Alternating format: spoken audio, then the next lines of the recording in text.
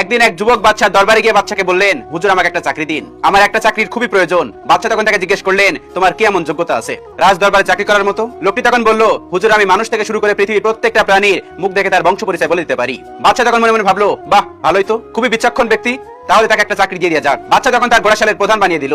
বাচ্চা কিছুদিন পর তাকে ডেকে বলল, আচ্ছা বলো তো আমার ঘোড়াশালের প্রধান ঘোড়াটা জাত কেমন? লোকটি তখন বলল, হুজুর আপনার ঘোড়াশালের প্রধান ঘোড়াটির জাত ভালো না। রাজা তখন এটা শুনে রেগে গেল, কারণ 1000 স্বর্ণ মুদ্রা দিয়ে সে ঘোড়াটাকে কিনেছে আর তাকে প্রত্যেকদিন ভালো ভালো খাবার খাওয়ায়, অনেক যত্নে সেটাকে পালে, এমনকি সেই বাচ্চা সেই ঘোড়াটাতে চলাফেরা করে। কিন্তু লোকটি তার কথায় অটুট রইল, বলল আপনার ঘোড়া জাত ভালো না। বাচ্চা তখন সে ঘোড়া বিক্রেতাকে ডেকে আনলেন এবং বললেন, সত্যি করে বলো এই ঘোড়া জাত কেমন? তখন লোকটি কাঁপতে কাঁপতে বলল, হুজুর আমাকে ক্ষমা করুন, এই ঘোড়াটি অনেক ভালো জাতের ছিল, কিন্তু যখন ছোট ছিল তখন ওর মা মারা যায়, আমি তখন থেকে ওকে গরু দুধ খাইয়ে বড় করেছি, এই জন্য ওর হাব ভাব একটু গরুর মতো হয়ে গিয়েছে। বাচ্চা তখন সেই লোকটিকে 100টি মুরগি উপহার দিলেন এবং বললেন, তুমি কিভাবে বুঝলে এই ঘোড়াটির জাত ভালো না? তখন লোকটি বললেন, এটা তো খুবই সহজ ব্যাপার, কারণ ঘোড়া সাধারণত মাথা নিচু করে খাবার নিয়ে মাথা উঁচু করে খাবার খায়, আর এই ঘোড়াটা গরুর মতো মাথা নিচু করে খায়, এই জন্য আমি বুঝতে পেরেছি এই ঘোড়াটা জাত ভালো না। কিছুদিন পর সেই লোকটিকে বাচ্চা আবার ডেকে পাঠালেন এবং বললেন, আচ্ছা বলো তো আমার রানীর জাত কেমন? লোকটা তখন পড়ে গেল বিপদে। লোকটি তখন বলল, হুজুর এটা কি না বললে হয় না? বাচ্চা তখন তাকে আরো চেপে ধরলেন, বললেন, কেন তুমি বলবে না? তোমাকে বলতেই হবে। লোকটা তখন বলল, এটা আপনাকে জানানোর জন্য আমাকে কিছুদিন সময় দিতে হবে। বাচ্চা তখন বললেন, ঠিক আছে আমি তোমাকে 7 দিন সময় দিলাম। 7 দিন পর লোকটি আবার হাজির হলো। বাচ্চা তখন বলল, 7 দিন তো শেষ, এবার বলো আমার রানী জাত কেমন? লোকটা তখন বলল, হুজুর আমাকে কথা দিতে হবে, আমার কথার কোনো যাচাই বাছাই না করে কোনো অ্যাকশনে যেতে পারবেন না, আমার পরেও না রানীর পরেও না। বাচ্চা তখন কথা দিল। লোকটি তখন বলতে শুরু করলো, হুজুর রানীমা কোনো রাজবংশের মেয়ে নয়, উনি একজন সাধারণ ঘরের মেয়ে। বাদশা এবার রেগে গেল, বললাম আমি নিজের চোখে দেখে, এমনকি আমার বাবা দেখে শুনে অন্য রাজের একটা বাদশার মেয়েকে আমার সঙ্গে বিয়ে দিয়েছেন, আর তুমি বলছো সে কোনো রাজবংশীয় মেয়ে না? এই কথা যদি ভুল হয় তাহলে আমি তোমার গর্দান কেটে নেব। তারপর বাদশা যাচাই বাছাই করার জন্য তার শ্বশুর শাশুড়িকে ডেকে পাঠালেন। তারপর তারা আসার পর তাদেরকে চেপে ধরলেন সত্যি কথাটা বলার জন্য।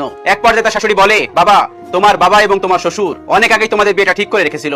আমার একটা মেয়ে ছিল, কিন্তু যখন তার 6 মাস বয়স তখন সে হুট করে মারা যায়। সে মারা যাওয়ার পর আমি মেয়ের শোকে পাগল হয়ে যাই। তখন তোমার শ্বশুর এক দরিদ্র পরিবার থেকে ঠিক 6 মাস বয়সের একটা শিশুকে আমার জন্য নিয়ে এসেছিল। তারপর বাচ্চা খুশি হয়ে তাকে 1 পাল ছাগল, 1 পাল ভেড়া ও 1 পাল গরু উপহার দিল। এরপর বাচ্চা তাকে বলল, এবার তুমি বলো এই সত্যি কথাটা তুমি কিভাবে জানতে পারলে? এটা তো আমিও জানতাম না।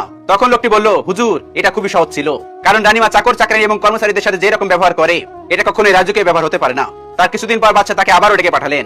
সে আসার পর তাকে বললেন, সবার বংশ পরিচয় তো বললে, এবার আমার বংশ পরিচয়টা বলো। লোকটা এবার পড়ে গেল মহাবিপদে, কারণ এটা নিজের ব্যাপার। রাজা যদি এটা যাচাই বাছাই না করে আগে যদি তার গর্দান কেটে নেয়। তখন লোকটা কাপা কাপা কণ্ঠে বলল, মহারাজ এটা বলা তো খুবই সহজ, কিন্তু তার আগে আপনাকে একটা ওয়াদা করতে হবে, যাচাই বাছাই না করে আমাকে কিছু বলতে পারবেন না। বাচ্চা তখন বললেন, ঠিক আছে আমি ওয়াদা করলাম, যাচাই বাছাই না করে আমি কিছু বলবো না, তুমি আমাকে বলো। তারপর লোকটি যা বলল সেটা শুনে বাদশার মাথায় আকাশ ভেঙে পড়লো। লোকটি বলল, হুজুর আপনি কোনো রাজা বা বাদশার সন্তান নন, আপনি হলেন একজন সামান্য কৃষকের সন্তান। এই কথাটা শুনে বাচ্চা তো গেলেন অনেক ক্ষেপে, কিন্তু ওয়াদা করেছেন যাচাই বাছাই না করে কিছু বলতে পারবেন না, তাই কিছু বললো না। সে দৌড়ে চলে গেল মায়ের কাছে, আর যেতে যেতে ভাবতে লাগলো আজকে এই লোকটার মাথা কেটে নেবো, কারণ এটা তো সম্পূর্ণ ভুল। আমি হলাম একজন রাজা বাদশার সন্তান, আর সে আমাকে বলতেছে আমি সামান্য একজন কৃষকের সন্তান। তারপর বাচ্চা তার মায়ের কাছে গিয়ে জিজ্ঞেস করলেন। তার মা বললেন, বাবা লোকটি ঠিকই বলেছেন, তুমি কোন রাজা বাদশার সন্তান নও, তুমি হলে একজন কৃষকের সন্তান। আমাদের কোনো পুত্র সন্তান ছিল না, তাই রাজ্য ধরে রাখতে এক কৃষকের কাছ থেকে তোমাকে পালিত সন্তান হিসেবে নিয়ে এসেছিলাম। তারপর বাচ্চা মন খারাপ করে তার সামনে এসে বলল, যাও তোমাকে 1 পাল মহিষ দিয়ে দিলাম। আর একটা কথা, তুমি কি করে জানতে পারলে যে আমি কোন রাজা বাচ্চার সন্তানই নই? তখন লোকটি বলল, এটা তো খুবই সহজ ব্যাপার, আপনি যদি কোন রাজা বাচ্চার সন্তান হতেন তাহলে তো আপনি উপহার হিসেবে দিতেন হিরে মণি মুক্তা জহরত, কিন্তু আপনি উপহার দেন গরু ছাগল হাঁস মুরগি মহিষ। এমনকি রাজকীয় কোন অনুষ্ঠানে রাজকীয় খাবার না দিয়ে আপনি দিয়ে থাকেন খিচুড়ি। ধর্মীয় কোন অনুষ্ঠানে আপনি মিষ্টি বিতরণ না করে সেখানে আপনি দিয়ে থাকেন খিচুড়ি। হুজুর খিচুড়ি তো সবাই খেতে পারে, কিন্তু রাজকীয় খাবার তো একমাত্র রাজাদের থেকে আশা করা যায়, কিন্তু আপনি সেটা করেন না। এই গল্পটি থেকে মুরব্বীদের 2টা কথার বাস্তব মিল পেলাম। নাম্বার 1, ব্যবহার এই বংশের পরিচয়, আর নাম্বার 2, বাচ্চা যদি কখনো ফকিরও হয় তবুও বাচ্চা নজর যায় না, আর ফকির যদি কখনো বাচ্চা হয় তাহলে তার ফকিরের নজর যায় না।